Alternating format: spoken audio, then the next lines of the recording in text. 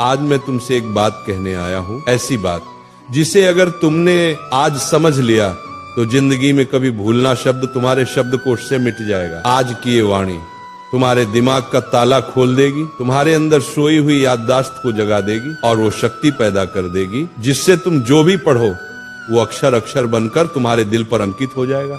दुनिया का हर विद्यार्थी कहता है महाराज जी पढ़ा हुआ याद नहीं रहता, पर मैं कहता हूं तुम भूलते नहीं हो, तुम समझते नहीं हो उस ज्ञान को। ज्ञान कोई चीज नहीं जो रट ली जाए, ज्ञान तो एक साधना है, एक तप है, एक ध्यान है, और जो इस साधना को समझ गया वो जिंदगी में किसी भी इम्तिहान में हार नहीं सकता, चाहे वो पेपर का हो या जिंदगी का।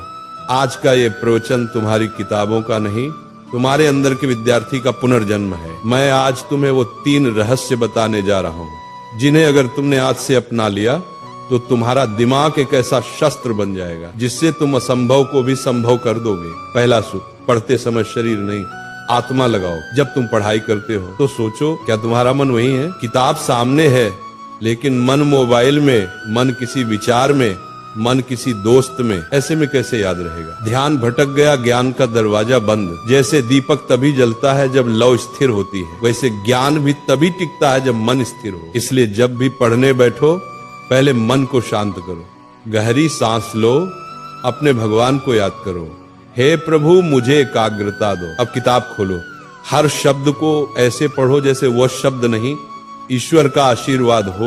वही चीज जो पहले 10 बार पढ़ने पर याद नहीं होती थी अब एक बार में तुम्हारे मन में बस जाएगी, क्योंकि जब मन जुड़ता है तभी स्मरण शक्ति सक्रिय होती है। दूसरा सूत्र, समझो रटो मत। आज के ज्यादातर विद्यार्थी रटकर पढ़ते हैं, पन्ने के पन्ने याद करने की कोशिश करते हैं बिना ये जाने कि उसमें लिखा क्या है। बेटा याद रखो, जो समझता है उसे भूलना मुश्किल है और जो रटता है वो भूलना तय है। समझकर पढ़ाई करने वाला विद्यार्थी सिर्फ किताब का ज्ञान नहीं बल्कि जीवन का ज्ञान पाता है। मान लो तुम्हें कोई टॉपिक पढ़ना है तो उसको चित्र बनाकर समझो, वो कैसे सूरज से गर्म होता है, कैसे बादल बनता है, कैसे बारिश आती है। जब तुम उस विषय को महसूस करने लगोगे तो वो कभी नहीं भूलेगा। ज्ञान को महसूस करो, क्योंकि जो महसूस किया जाता है वो याद नहीं किया जाता, वो बस जाता है। तीसरा और सबसे शक्तिशाली मंत्र, दोहराओ और किसी को सिखाओ। दुनिया का सबसे अच्छा तरीका याद रखने का यही है कि तुम किसी को सिखाओ। जब तुम सिखाते हो तो दिमाग खुद ब खुद गहराई में उतरता है। हर बार जब तुम दोहराते हो तो याददाश्त मजबूत होती है। अगर तुमने किसी चैप्टर को आज पढ़ा तो 24 घंटे बाद उसको दोहराओ, 3 दिन बाद फिर से पढ़ो, 7 दिन बाद फिर से दोहराओ। यही है स्पेस्ड रिपीटिशन, दिमाग की शक्ति का राज। और सबसे बढ़िया, अपनी माँ को, दोस्त को, भाई को वो टॉपिक समझाओ, क्योंकि जो दूसरों को सिखा सकता है वो खुद कभी भूल नहीं सकता। ये तीनों सूत्र अगर तुम रोज के जीवन में अपना लो तो भूलना असंभव हो जाएगा। बस इन 3 शब्दों को याद रखो, ध्यान, समझ, दोहराओ। जब मन लगेगा याद रहेगा, जब समझकर पढ़ोगे दिमाग में छप जाएगा, जब रोज दोहराओगे ज्ञान आत्मा में बस जाएगा। यही वो 3 ताले की चाबी है जो हर महान विद्यार्थी के पास होती है। स्मरण शक्ति बढ़ाने के गुप्त उपाय, भावनात्मक विस्तार।